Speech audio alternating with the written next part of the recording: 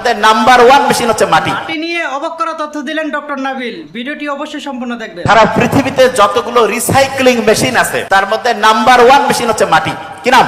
যে ভাই আপনি কি করছেন? মাটি রিসাইক্লিং মেশিন? হ্যাঁ, আল্লাহ বলছে আমি তোমাকে মাটি থেকে তৈরি করছি। দেখেন এখন সায়েন্টিফিক্যালি প্রমাণ পাবেন, মাটিতেই তোমাকে মিশিয়ে দেবো, তারপরে তোমাকে মাটি থেকেই পুনরুজ্জীবিত করব। অনেকে কইতে পারে মাটিতে মিশাবে, মাটিতে পুনরুজ্জীবিত করবে, কিভাবে সম্ভব?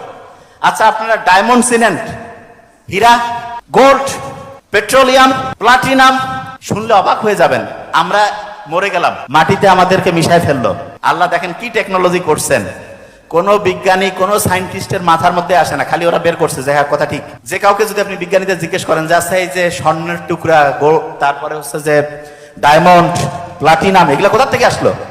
বলবে যে লক্ষ লক্ষ কোটি কোটি বছর আগে। শুনেন ওদের কথা, জীবদেহ পড়ছিল এখানে, তারপরে বিভিন্ন বিক্রিয়া হয়েছে, নাইট্রোজেন ছিল, ব্যাকটেরিয়া ছিল, এগুলোর মধ্যে পরিবর্তন হইতে হইতে লক্ষ লক্ষ কোটি কোটি বছর পরে চাপ তাপ এইটার মাধ্যমে মৃতদেহ থেকে স্বর্ণের টুকরা, ডায়মন্ডের টুকরা, প্লাটিনামের টুকরা এগুলো তৈরি হয়েছে। বিজ্ঞানীরা বলতেছে না?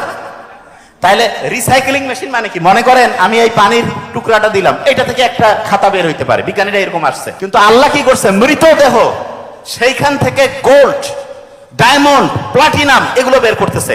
তাহলে কোন রিসাইক্লিং মেশিনটা ভালো? দুনিয়ার এই যে 10 কোটি 50 কোটি টাকা রিসাইক্লিং মেশিন, না মাটি যেটা আছে সেটা?